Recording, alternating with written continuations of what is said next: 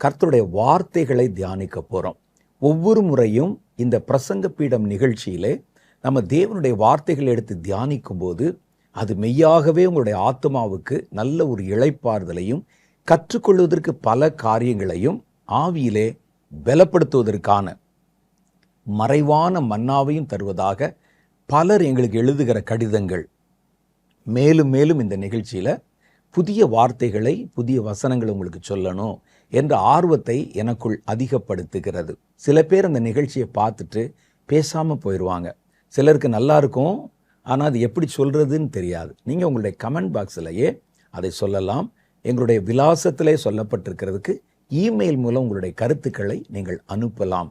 அதெல்லாம் நீங்கள் அனுப்பும்போது நாங்களும் தெரிந்து கொண்டு இதில் எந்த பகுதி அவங்களுக்கு ரொம்ப பிரயோஜனமாக இருந்தது, எதை அவங்க ரொம்ப விரும்புகிறாங்க என்பதை தெரிந்து கொண்டு மேலும் மேலும் புதிய வார்த்தைகளை, புதிய சத்தியங்களை உங்களுக்கு வெளிப்படுத்த அது எங்களுக்கு ஒரு அனுகிரகமாக, அனுகூலமாக இருக்கும். அதனால் கர்த்தர் உங்களோட என்ன பேசினார் என்பதை நானும் தெரிந்து கொள்ள விரும்புகிறேன் என்பதை நீங்கள் புரிந்து கொள்ள வேண்டும்.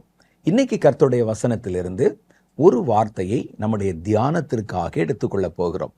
லூக்கா சுவிசேஷம் 21வது அதிகாரம் 35வது வசனம். அது நமக்கு எல்லாருக்கும் அடிக்கடி தெரிஞ்ச ஒரு வசனம் தான்.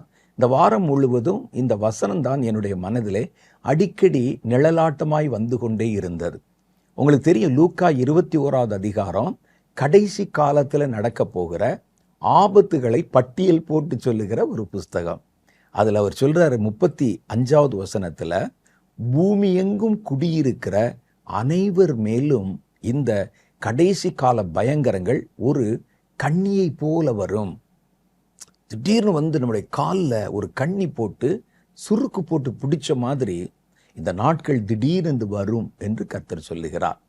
அப்போ இதில் பார்த்தீங்கன்னா லூக்கா 21வது அதிகாரம், இதே அதிகாரம் மத்தேயு சுவிசேஷத்தில் 24வது அதிகாரத்தில் சொல்லப்பட்டிருக்கிறது. இந்த 21வது அதிகாரம் லூக்காவில் இயேசுனுடைய சீஷர்கள் இயேசு தனித்திருக்கும் போது வந்து உலகத்தினுடைய முடிவுக்கு அடையாளம் என்ன அப்படின்னு ஒரு கேள்வியை கேட்டாங்க. அப்போ இயேசு கிறிஸ்து உலகத்தினுடைய முடிவு நாட்களில், கடைசி நாட்களில் என்னென்னலாம் நடக்கும் என்பதை ஒரு நீண்ட பட்டியல் போட்டுக்கொண்டே வருகிறார். அதில் சொல்லும்போது அவர் சொல்லுகிற காரியங்களில் நிறைய பயங்கரமான காரியங்கள் தான் இருக்கிறது. அவைகளை சொல்லிக்கொண்டே வரும் பொழுது இந்த பயங்கரங்கள் எல்லாமே பூமியில் இருக்கிற மனிதர்கள் அனைவர் மேலும் ஒரு கண்ணி போல வரும் அப்படின்னு ஒரு எச்சரிக்கை வார்த்தை சொல்லி இருக்கிறார். இதில் கண்ணி என்கிற அந்த வார்த்தை தான் ரொம்ப முக்கியமானது. ஏனென்றால் கண்ணி என்ற அந்த வார்த்தை நம்முடைய கண்ணுக்கு தெரியாத ஒரு கண்ணியை குறிக்கிறது. கண்ணினாலே கண்ணுக்கு தெரியாது, அதான அர்த்தம். கண்ணி என்பதை ஆங்கிலத்தில் இந்த ட்ராப் அப்படின்னு சொல்லுவாங்க. சில இந்த பறவைகளை பிடிக்கிறவங்க, சில குருவிகளை பிடிக்கிறவங்க தரையில் சுருக்கு போட்டு வச்சுருப்பாங்க. நிறைய சுருக்குகளை போட்டு ஒரு வலை மாதிரி பின்னி வச்சுருப்பாங்க. அதோடைய ஒரு நூல், ஒரு கயிறு முனை அவர்களுடைய கையில் இருக்கும். அவங்க அதை பக்கத்தில் இருக்கிற ஒரு புதரில் உட்கார்ந்துருப்பாங்க. இந்த குருவிகள் வந்து அந்த மேலே அமரும்போது அந்த கயத்தை பிடிச்சி இழுத்தாங்கன்னா அதனுடைய அமர்ந்த கால்களில் அந்த சுருக்கு போய் மாட்டிக்கொள்ளும். அப்போ மீனை எப்படி வலை வீசி பிடிக்கிறாங்களோ அது மாதிரி தான் பறவைகளை கண்ணி வைத்து பிடிப்பாங்க. இந்த கண்ணிக்கு வந்து ட்ராப் என்ற வார்த்தை சொல்கிறோம். ட்ராப் என்றாலே, கண்ணி என்றாலே நம்ம கண்ணுக்கு தெரியாதுன்னு அர்த்தம். கண்ணுக்கு தெரியாத ஆபத்து. இன்னொன்று வந்து இந்த கண்ணியை பற்றி ஒரு காரியம் நீங்கள் வந்து விளங்கி கொள்ள வேண்டும். கண்ணி என்பது உங்களுக்கு பரிச்சயமாக நீங்கள் பயமில்லாமல் நடமாடுகிற, புழங்குகிற இடத்துல தான் வைக்கப்படும். நீங்கள் நடமாடாத இடத்துல, உங்களுக்கு சம்பந்தமில்லாத இடத்துல வைக்க மாட்டாங்க. நீங்கள் தாராளமாய் நம்பிக்கையோடு புழங்குகிற இடத்துல தான் கண்ணி வைக்கப்பட்டிருக்கும். கண்ணியாக இருக்கிற மனிதர்கள் கூட உங்களுக்கு பழக்கமான பயமில்லாத இடத்துல தான் கூட இருப்பாங்க. அதை நம்ம விளங்கி கொள்ளணும். ஒரு ஆபத்தான ஒரு இடம் இருக்குது, அதை பார்க்கும்போதே நமக்கு தெரியுது. பார்த்தீங்கன்னா சேரும் சகதியுமாக இருக்கிறது. கால் வச்சா ஒரு ஆள் உள்ளே போயிடுவான். அது புதை மணலாக இருக்கிறது. அதில் கொண்டு யாராவது கண்ணி வைப்பாங்களா? அவர்களுக்கு தெரியும், அந்த இடத்த பார்த்தாலே யாரும் அதில் கால் வைக்க மாட்டாங்க. அப்போ நீங்கள் தாராளமாய் நம்புகிற, நீங்கள் அடிக்கடி தாராளமாய் புழங்குகிற, நீங்கள் பயமில்லாமல் போகிற இடத்துல தான் கண்ணி வைக்கப்படும் என்பதை நீங்கள் புரிஞ்சுக்கிறணும். பறவைகள் எங்கே தாராளமாக இந்த உட்காருமோ, எந்த இடத்துல அவைகள் அசைவாடுமோ, தன்னுடைய ஆகாரத்தை எங்கே தேடுமோ, அந்த இடத்துல தான் அவைகளுக்கு கண்ணி வைக்கப்படும். கண்ணி என்பது ஏதோ ஒரு குறிப்பிட்ட இடத்துல இல்லை, உங்களுக்கு சம்பந்தப்பட்ட இடத்துல தான், நீங்கள் இருக்கக்கூடிய இடத்துல தான். அது ஒருவேளை உங்கள் சபையாக இருக்கலாம், உங்களுடைய நண்பர்கள் வட்டாரமாக இருக்கலாம், அல்லது நீங்கள் சார்ந்திருக்கிற உங்களுடைய சமுதாயமாக இருக்கலாம், அல்லது உங்களுடைய குடும்பமாக கூட இருக்கலாம். நீங்கள் பயமில்லாமல் புழங்குற இடத்துல தான் அந்த துன்மார்க்கனாகிய சாத்தான் தன்னுடைய கண்ணிகளை வைப்பான். உங்களுக்கு சம்பந்தமில்லாத இடத்துலையோ, அல்லது பார்க்கும்போதே இது பயங்கரமான இடம் அப்படிங்கிற இடத்துல ஒரு கண்ணியை போட மாட்டாங்க. ஒரு பாழும் கிணறு இருக்குது, அதில் பார்த்தீங்கன்னா முள்ளும் கல்லுமாக இருக்கிறது, அதில் உங்களுக்கு பிடிக்கிறதுக்கு அது மேலே கொண்டு யாராவது கண்ணி வைப்பாங்களா? நீங்கள் அதை பார்த்தாலே அந்த இடத்த பக்கத்திலே போக மாட்டீங்க. அப்போ கண்ணி என்பது 2 அம்சம் இருக்குது. ஒன்று, உங்கள் கண்ணுக்கு தெரியாது, நீங்கள் கவனித்து பார்த்தால்தான் அந்த கண்ணி என்பது தெரியும். 2வது, நீங்கள் தாராளமாய் புழங்குகிற நடமாடுகிற இடத்துல தான் கண்ணி வைக்கப்படும். அப்போ தானே நம்ம சிக்குவோம். அதனால் நம்ம சம்பந்தப்பட்ட இடங்களில் தான் ரொம்ப கவனமாக இருக்கணும். வேதம் இந்த கண்ணிகளை குறித்து என்ன சொல்லுது பாருங்க. ஆமோஸுடைய புஸ்தகம் 3வது அதிகாரம் 5வது வசனத்தில் இந்த கண்ணிகளை குறித்த ஒரு காரியத்தை ஆமோஸ் தீர்க்கதரிசி சொல்லுகிறார். ஒரு குருவிக்கு தரையிலே சுருக்கு போடப்படாதிருந்தால் அது கண்ணியிலே அகப்படுமா? ஒன்றும் படாதிருக்கையிலே கண்ணி தரையிலிருந்து எடுக்கப்படுமா? இவர் என்ன சொல்றாருன்னா, குருவி அந்த இடத்துல போய் உட்காரட்டுன்னா அந்த இடத்துல கண்ணி போடப்படுமா? குருவிக்கு தரையிலே சுருக்கு போடாமல் இருந்தா, கண்ணி வைக்காமல் இருந்தா, குருவி அதில் போய் பிடிபடுமா? பிடிபடாது. அதே மாதிரி கண்ணி வச்சிருந்தா ஒரு குருவி அதில் படாமல் இருக்கிற வரைக்கும் அந்த வேடன் அந்த கண்ணி எடுக்க மாட்டான். அந்த கண்ணி அது விழுகிற வரைக்கும் வச்சிருப்பான். அதில் அது ஏதோ நம்ம ஒரு முறை தப்பிச்சிட்டோம் அப்படின்னு அல்ல, பிடிபடுகிற வரைக்கும் உள்ள வச்சிருப்பானாம். அது ஆமோஸ் சொல்லுகிற காரியம். ஆமோஸ் 3:5. ஒன்றும், அதாவது ஒரு குருவியும் அதில் படாதிருக்கையிலே அந்த கண்ணி தரையிலிருந்து எடுக்கப்படுமா? அது விழுகிற வரைக்கும் வைக்கப்பட்டிருக்கும் என்பதுதான் அந்த வார்த்தையின் அர்த்தம். அதனால் சாத்தான் என்ன செய்வான்னா, முயற்சி செய்து கொண்டே இருப்பான். அந்த கண்ணியில் எப்படியாவது பிடிபடுகிற வரைக்கும் அதை நீக்கிவிட மாட்டான். அப்போ நீங்கள் தான் என்ன செய்யணும்? கவனமாக இருந்து அந்த இடத்த நீங்கள் விட்டு விலகணும், தவிர்க்கணும் என்று வேதம் சொல்லுகிறது. எரேமியா தீர்க்கதரிசியின் புஸ்தகம் 5வது அதிகாரம் 26வது வசனத்தில் எரேமியாவும் சொல்றார் பாருங்க. குருவி பிடிக்கிறவர்கள் பதுங்குகிறது போல பதுங்கி மனுஷரை பிடிக்க கண்ணிகளை வைக்கிற துன்மார்கர் என் ஜனங்களிலே காணப்படுகிறார்கள். இந்த கண்ணிகளை வைக்கிறவங்களை பார்த்தீங்கன்னா வெளியே தெரிய மாட்டாங்க, பதுங்கி இருப்பாங்க. அவர்களை பார்த்தால் கண்ணி வைக்கிறவர்கள் என்று நமக்கு தெரியாது. அவர்கள் நம்ம கூடவே இருப்பாங்க, நம்ம புழங்குகிற இடத்துல இருப்பாங்க, நமக்கு நன்மை வருகிற இடத்துல இருப்பாங்க, நீங்கள் அடிக்கடி போகிற இடத்துல அல்லது வாழ்கிற இடத்துல இருப்பாங்க. ஆனால் அவர்கள் பதுங்கி இருப்பாங்க. எப்படா பிடிக்கலாம், அந்த சுருக்கு எப்போ போடலாம் என்று அவர்கள் அங்கே பதுங்கி காத்திருப்பார்கள் என்று எரேமியா சொல்லுகிறார். அவர்கள் துன்மார்க்கர்கள், கண்ணியில் அகப்படுத்துவதற்காக, பிடிப்பதற்காக காத்திருக்கிறவங்க அப்படின்னு சொல்ற பார்க்குறோம். ஆனால் வேதம் சொல்லுகிறது, கடைசி காலத்தில் எல்லா மனிதருடைய கால்களுக்கு கீழேயும் கண்ணி விரிக்கப்பட்டிருக்கிறது. எல்லா மனுஷருடைய கால்களுக்கு கீழேயும். அப்போ எல்லா மனுஷர்னா ஒவ்வொருவருக்கும் ஒவ்வொரு புழங்குகிற இடம் இருக்கும், பயமில்லாமல் அவர்கள் இருக்கிற இடம் இருக்கும். அந்த இடங்களெல்லாம் நீங்கள் ரொம்ப கவனமாக பார்க்கணும். அது சபையாக இருக்கலாம், நான் ஏற்கனவே சொன்ன மாதிரி குடும்பமாக இருக்கலாம், நண்பர்கள் வட்டாரமாக இருக்கலாம், சமுதாயமாக இருக்கலாம். கடைசி காலத்தில் உங்கள் கண்ணுக்கு தெரியாமல் அந்த கண்ணிகள் வைக்கப்பட்டிருக்கும். அதனால் எப்போவுமே நீங்கள் ஒவ்வொரு காரியத்தையும் நுணுக்கமாக கவனித்து பார்த்தா தான் நம்மை பிடிப்பதற்கு வைக்கப்பட்டிருக்கிற மறைவான கண்ணிகள் நம்ம கண்களுக்கு புலனாகும். அதனால் நீங்கள் எல்லாவற்றையும் நம்பிவிடாமல் அது தேவனால் உண்டானதோ என்று சோதித்து பாருங்கள் என்று கர்த்தருடைய வேதம் நமக்கு அறிவுறுத்தி இருக்கிறது. கடைசி காலத்தில் எல்லா மனிதருடைய கால்களுக்கு கீழேயும் கண்ணிகள் விரிக்கப்பட்டிருந்தாலும் கர்த்தருடைய பிள்ளைகளின் கால்களுக்கு கீழேயும் விசேஷமாக கண்ணிகள் வைக்கப்பட்டிருக்கின்றன. அது எல்லா மனிதர்களுக்கு மாத்திரமல்ல, உலகத்தில் எல்லா மனிதருடைய கால்களுக்கு கீழேயும் கண்ணிகள் வைக்கப்பட்டிருப்பதாக லூக்கா 21:35 சொன்னாலும், பூமியில் உள்ள குடியிருக்கிற யாவர் மேலும் என்று சொன்னாலும், விசேஷமா கர்த்தருடைய பிள்ளைகளின் கால்களுக்கு கீழே தான் கண்ணிகள் வைக்கப்பட்டுள்ளன.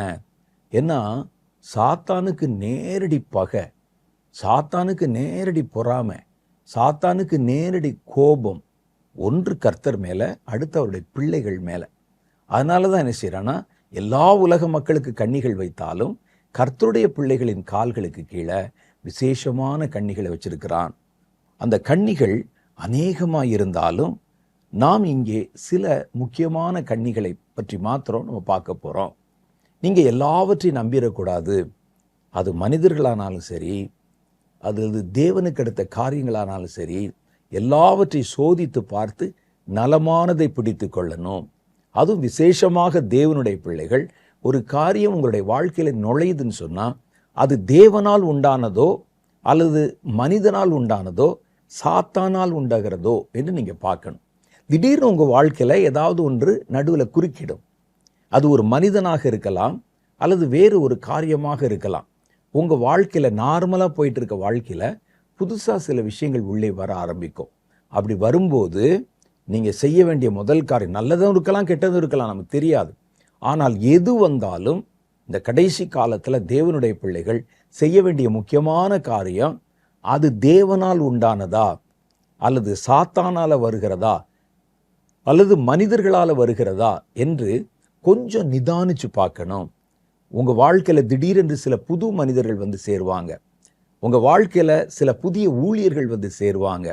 உங்கள் வாழ்க்கையில் புதிதாக சில காரியங்கள் வரும். அது வரும்போது இதுவரைக்கும் இல்லாத, நார்மலாக இல்லாத ஒன்று உங்கள் வாழ்க்கையோட தன்னை இணைத்து கொள்ள வரும்போது நீங்கள் ரொம்ப கவனமாக இருந்து அது தேவனால் உண்டாயிற்றோ என்று பார்க்கணும். குறிப்பாக வாலிப பிள்ளைகள் ஒரு திருமண பந்தத்துக்குள்ளே அவர்கள் நுழைய ஆயத்தப்படும் போது நல்ல ஜெபம் பண்ணி இது தேவனால் உண்டாயிற்றோ என்று சோதித்து பார்க்கணும். அது புதுசாக உங்களுடைய வாழ்க்கையில் இணைக்கப்பட போகிறது. ஒரு கணவன் என்ற ஒரு உறவோ, மனைவி என்ற ஒரு உறவோ உங்கள் வாழ்க்கையில், உங்கள் குடும்பத்தில் புதுசாக உள்ள வரப்போகுது. அந்த நேரத்தில் நீங்கள் அவசரப்பட்டுறக்கூடாது. நீங்கள் தேவனுடைய பிள்ளைகளாக இருக்கிற பட்சத்தில் கொஞ்சம் நிதானித்து யோசித்து ஜெபித்து சில காரியங்களை இது கர்த்தர் தான் அனுமதிக்கிறாரா அப்படின்னு பார்க்கணும். பல வாலிப பிள்ளைகள் எங்களுக்கு கடிதங்கள் இருந்து பார்க்குறோம். அவங்க என்ன செய்கிறாங்கன்னா, இப்போ உள்ள காலத்துல எல்லாம் ஃபேஸ்புக்கில் போய், ஒரு ட்விட்டரில் போய் சில நட்பு வட்டாரங்களை ஏற்படுத்தி கொண்டு அங்கே தங்களுக்கு ஏற்ற துணையை தேடுகிறார்கள். அதில் போடும்போது அவன் நல்லா தான் போடுவான். எல்லாத்தையும் அவர் எழுதுவது, அவருடைய ஃபோட்டோஸு எல்லாமே ஃபேக்காக இருக்கும் பெரும்பகுதி. கடைசியில் அவங்க என்ன சொல்லுவாங்கன்னா, நான் இப்படி தான் உள்ளே போயிட்டு இருந்தேன், நெட்டுக்குள்ளே இப்படி புதிதாக ஒரு மனிதரை பார்த்தேன் அல்லது ஒரு பெண்ணை பார்த்தேன், அவங்க நல்லா பேசுகிறாங்க, பழகுறாங்க, அவர்கள் என்னுடைய வாழ்க்கை துணையாய் வருவது நல்லதுன்னு நான் யோசிக்கிறேன், என்ன செய்யலாம் அப்படின்னு சொல்லி ஏமாந்து போகிறவர்கள் அநேகம் பேர் இருக்கிறாங்க.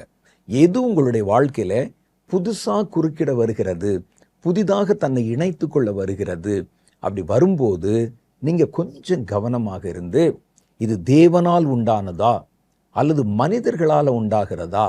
மனிதர்கள் சொன்னால் அவங்களுடைய சுயத்துக்காக வரும், அவங்களுடைய லாபத்திற்காக வரும், தந்திரத்தினால உங்களை ஏமாற்றி தங்களுக்கு லாபம் சம்பாதித்து கொள்வதற்காக வரும். மூணாவது, சாத்தானால் வருகிறதா. சாத்தான் சில மனித உறவுகளை நம்மோடு இணைக்கும் போது அல்லது சில ஊழியர்களை இணைக்கும் போது, புதுசாக ஒரு காரியத்தை இணைக்கும் போது நம்முடைய ஆவிக்குரிய வாழ்க்கைக்கே ஒல வச்சிருவான் முழுசா.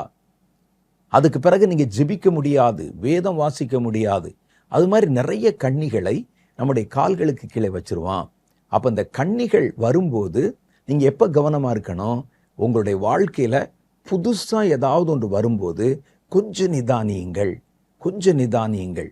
அது தேவனால் உண்டாகிறதா. சில சமயத்தில் கர்த்தர் கொண்டாந்தும் நம்ம கூட இணைப்பார். அது தேவனால் உண்டாகிறதா என்பதை பார்க்க கொஞ்சம் நீங்கள் அவகாசம் எடுத்துக்கொள்ளுங்கள். உங்கள் வீட்டில் இருக்கக்கூடிய பெற்றோர் பெரியவர்களோட கலந்து நீங்கள் ஆலோசியுங்கள். எல்லாவற்றுக்கு மேலே ஜெபத்தில் வச்சு ஆவியானவர் உங்களுக்கு சொல்லுகிற காரியத்துக்கு செவி கொடுங்கள். அப்போ பார்த்தீங்கன்னா இப்போ நிறைய கண்ணிகள் இதெல்லாம் பர்சனலாக ஒரு மனிதனுக்கு விரோதமாக வைக்கக்கூடிய சில கண்ணிகள். அதில் குறிப்பாக தேவனுடைய பிள்ளைகள், கர்த்தருடைய பிள்ளைகளுக்கு தான் நிறைய கண்ணி வைக்கப்பட்டிருக்கும் என்பதை நான் ஏற்கனவே சொன்னேன். காரணம் என்னன்னு கேட்டிங்கன்னா, கர்த்தருடைய பிள்ளைகள் தான் சாத்தானுக்கு நேரடி எதிரிகள். மற்றவங்கெல்லாம் ஆல்ரெடி ஏற்கனவே கண்ணியில் தான் சிக்கியிருப்பாங்க. ஆனால் தேவனுடைய பிள்ளைகளை கவிழ்க்கவும், கண்ணியில் சிக்க வைக்கவும், அவர்களை அழித்து விடவும், அதான் அந்த கொலைபாதகனுடைய நோக்கம். வேதம் தான் சொல்லுதே, திருடன் திருடவும் கொல்லவும் அழிக்கவும் வருகிறான். அப்போ சாத்தான் நம்ம இடத்துல வந்தாலே, அல்லது சாத்தான் சம்பந்தப்பட்ட காரியங்கள் நம்முடைய வாழ்க்கையில் வந்தாலே, அதற்கு நோக்கம் கொல்லுவது, அழிப்பது, நம்ம கையில் இருக்கக்கூடிய நன்மைகளை திருடி எடுத்துக்கொள்வது. இந்த 3 நோக்கத்துக்காகத்தான் அவைகள் உள்ளே வரும். அந்த நோக்கத்துக்கு உள்ளே வருவதற்கு அவைகள் மறைவான தந்திரங்களை பயன்படுத்தும். வெளித்தோற்றத்துக்கு பார்த்த உடனே தெரிஞ்சிடாது உங்களுக்கு. அதனால தான் சொன்னேன், இப்படி தெரியாமல் நம்மை சிக்க வைக்கக்கூடிய காரியங்கள் பேர் தான் கண்ணி, ட்ராப். அது கண்ணுக்கு தெரியாது. யார் பிடிபட போகிறானோ அவன் கண்ணுக்கு தெரியாது. வச்சவன் கண்ணுக்கு தெரியும், மாட்ட போகிறவன் கண்ணுக்கு தெரியாது. அதான் முக்கியம். வேடனுக்கு தெரியும், அவன் அது மேலே நடக்கும்போது பார்த்து நடப்பான். ஆனால் சிக்க போகிறவனுக்கு தெரியாது. அதனால் ரொம்ப கவனமாக இருக்கணும்னு சொல்லி கர்த்தருடைய வேதம் சொல்லுது. பாருங்கள், சில கண்ணிகளை குறித்து நீங்கள் ரொம்ப கவனமாக இருக்கணும். அது வெளித்தோற்றத்துக்கு பார்த்தா நல்லது மாதிரி தெரியும், அது உங்களுக்கு நல்லது சொல்கிற மாதிரி தெரியும். ஆனால் நீங்கள் உள்ள கவனித்து பார்த்தீங்கன்னா, அது உங்களுடைய விலையேற பெற்ற நன்மையான ஆசீர்வாதத்தை இழக்க பண்ணிவிடும் என்பதை நீங்கள் அறிந்து கொள்ளணும். கர்த்தருடைய வேதம் நமக்கு சொல்லுகிற முதல் கண்ணி என்னன்னா, இந்த கடைசி காலத்தில் ஐஸ்வர்யவான்கள் ஆக விரும்புகிறவர்கள். இது வெளித்தோற்றத்துக்கு பார்த்தீங்கன்னா உங்களுக்கு ஒரு பெரிய ஆபத்து மாதிரியே தெரியாது. ஐஸ்வர்யவான் ஆக வேண்டும் என்று விரும்புகிறவர்கள் கண்ணில மாட்டிக்கிடுவாங்க என்று கர்த்தர் சொல்லுகிறார். கர்த்தருடைய வேதம் சொல்லுகிறது, இம்மைக்காக மாத்திரம், இம்மைன்னா என்ன, இப்போ இருக்கிற ப்ரெசன்ட் லைஃப், இம்மைக்காக மாத்திரம் கர்த்தரை தேடுகிறவன் எல்லாரிலும் பரிதபிக்கப்படத்தக்கவனாய் இருப்பான். அப்போ கர்த்தரை நம்ம தேடுவதே மறுமைக்காக. அப்போ சாத்தான் என்ன செய்கிறான்னா, ஒரு மனுஷனை ஈஸியாக பிடிக்கணும் அப்படின்னா, அந்த மனுஷன் எதில் ஆசை வச்சிருக்கிறானோ அந்த ஆசையை பேராசையாக தூண்டிக்கொண்டே வரணும். பொதுவாக மனிதர்கள் விழுகிற ஒரு பெரிய ஆசை பண ஆசை. ஏன்னா பணம் இருந்தால் அவர்கள் ஆசைப்படுகிற எல்லாவற்றையும் வாங்கிவிடலாம் என்ற ஒரு குருட்டு நம்பிக்கை அவங்களுக்கு. அதனால் ஐஸ்வர்யத்தை தேடுவதற்கு விரும்புவாங்க. இது நம்முடைய கால்களுக்கு ஒரு கண்ணி போல வரும். இது எல்லா மனிதருக்கும் இயல்பாக இருக்கிறது.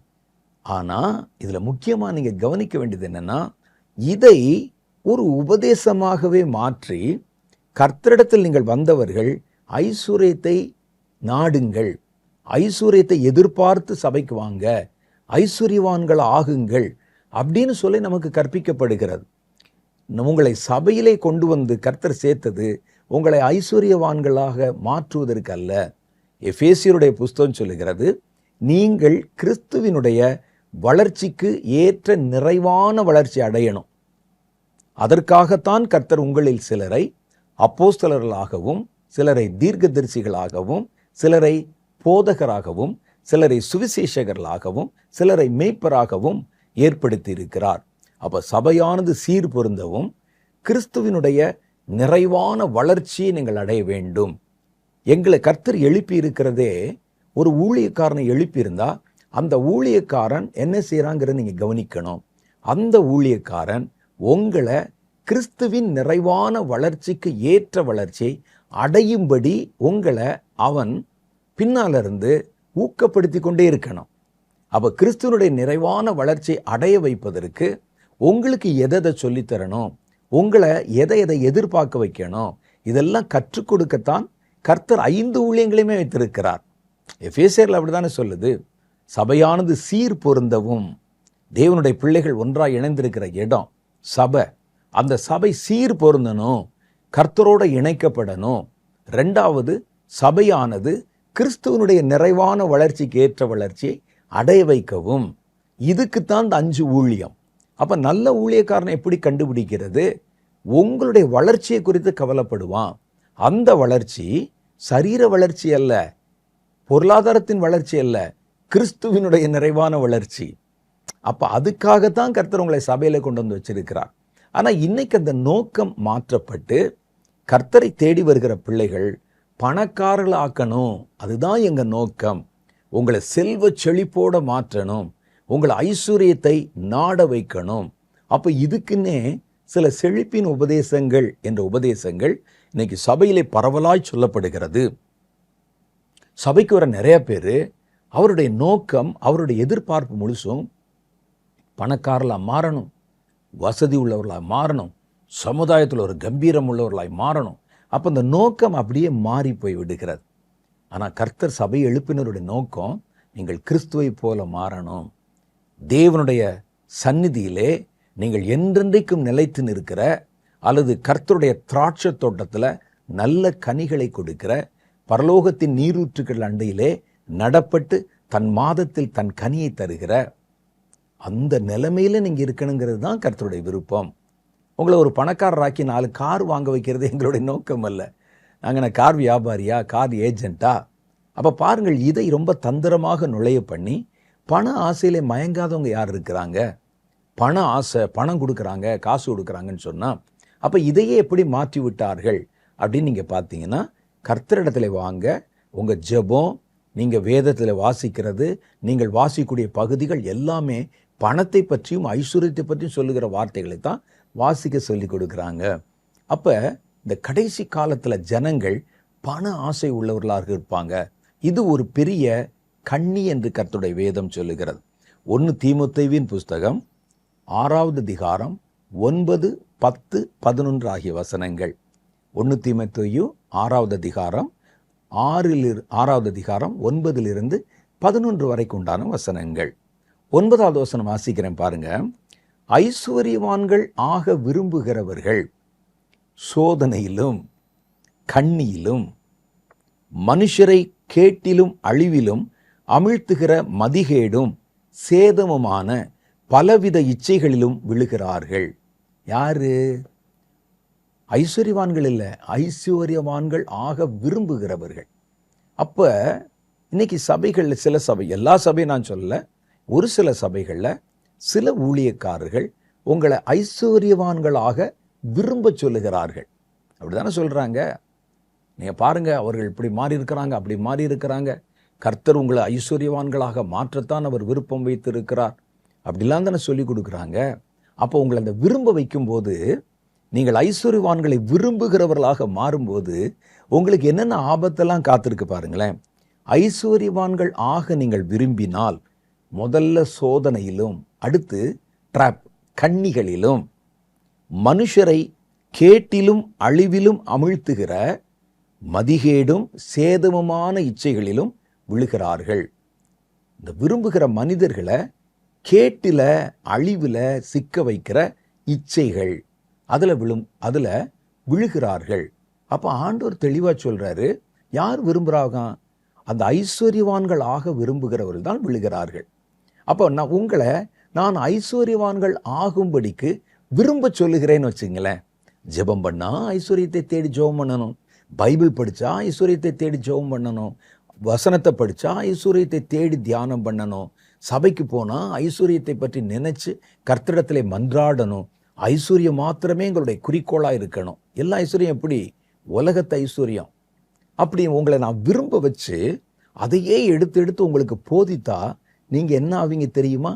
நான் சொல்லலை, வேதம் சொல்லுது. சோதனையிலே சிக்கிக்கொள்ளுவீர்கள். அப்புறம் உங்களுக்கு நாங்கள் அப்படி பழக்கி விட்டுருவோம். அப்புறம் நீங்களாவே எதை பார்த்தாலும், ஒரு கடையில் போனாலும் வெளியே போனாலும் உங்களுக்கு என்ன தேவை, அந்த ஆசை இச்சை பார்க்கணும் அப்படின்னு. கடைசி காலத்தில் இப்படிப்பட்ட ஒரு சைக்காலஜி அதிகமாய் பெருகி வருகிறதை பார்க்கிறீர்கள். என்ன செய்கிறாங்கன்னா, ஒரு காலத்தில் கடைத்தெருவுக்கு போவோம், ஏதாவது பொருள் வாங்கணும் அப்படின்னா வாங்குவோம். இப்போது இந்த கடைசி காலத்தில் ஒரு புது வார்த்தை பயன்படுத்தப்படுகிறது. அது பேர் தெரியுமா உங்களுக்கு? இந்த விண்டோ ஷாப்பிங். விண்டோ ஷாப்பிங்னா என்னென்னா, வாங்க மாட்டான், அந்த பொருள்களை அப்படியே பார்த்துட்டே போவாங்க அப்படி கடை விதிகளில். அதனால் இப்போது ஒரு சின்ன உப்பு கூட, ஒரு கடுகு கூட பார்வைக்குத்தான் வைக்கப்படுகிறது. நாங்கள் சின்ன வயதில் இருக்கும்போது ஒரு 30 வருஷத்துக்கு முன்னாலெல்லாம் கடைகளில் உள்ளே இருக்கும் பொருள்கள், நாங்கள் வெளியே இருந்து லிஸ்ட்டு கொடுப்போம், கடைக்காரர் உள்ளே போய் பொருள்களை எடுத்துகிட்டு வருவார். இப்போ பார்த்தீங்கன்னா சின்ன பொருள் கூட, ஒரு வெங்காயமாக இருந்தாலும், ஒரு வெள்ளைப்பூண்டாக இருந்தாலும், ஒரு கடுகாக இருந்தாலும், ஒரு உளுந்தாக இருந்தாலும் எல்லாம் பார்வைக்கு வைக்கப்பட்டிருக்கிறது. ஏன்னா இப்போ இருக்கிற ஜனங்கள் வாங்குறாங்களோ இல்லையோ அதன் மேலே இச்சைப்படுகிறார்கள். இப்போ பெரிய பெரிய ஷாப்பிங் மால்லாம் பார்த்தீங்கன்னா ட்ரெஸ் கடை இருக்கும், நகை கடை இருக்கும், பல்வேறு விதமான பொருள்கள் இருக்கும், ஒரு பெரிய கூட்டம் இருக்கும். இவங்க எல்லாம் வாங்குறாங்களா நீங்கள் கவனித்து பாருங்களேன், வாங்க மாட்டாங்க. ஒவ்வொரு கடையிலையும் நின்று அப்படியே பார்த்துட்டே இருப்பாங்க. சிலர் உள்ளே போய் அது என்ன விலை, இது என்ன விலைன்னு எடுத்து பார்த்துட்டு டிசைன் சரியில்லைன்னு போயிடுவாங்க. அவர்கள் நீங்கள் நல்லா செக் பண்ணி பார்த்தீங்கன்னா கையில் பணமே வச்சுருக்க மாட்டான். அந்த ஷாப்பிங்க்கு பேர் விண்டோ ஷாப்பிங். வெறும் அப்படியே பார்த்துக்கிட்டே போகிற ஷாப்பிங். அதில் ஒரு ஆசை பார்த்தீங்களா, மனிதர்களுக்கு அந்த இச்சையை தூண்டுவது, ஆசையை தூண்டுவது. அப்போ ஒரு மனிதனை ஐஸ்வர்யவான் ஆகும்படிக்கு அவனை விருப்ப வச்சிட்டிங்கன்னா அவன் ஆட்டோமேட்டிக்காக சோதனையிலும் கண்ணியிலும் மாட்டிக்கொள்ளுவான். இது நான் சொல்லலைங்க, கர்த்தருடைய வசனம் சொல்லுது.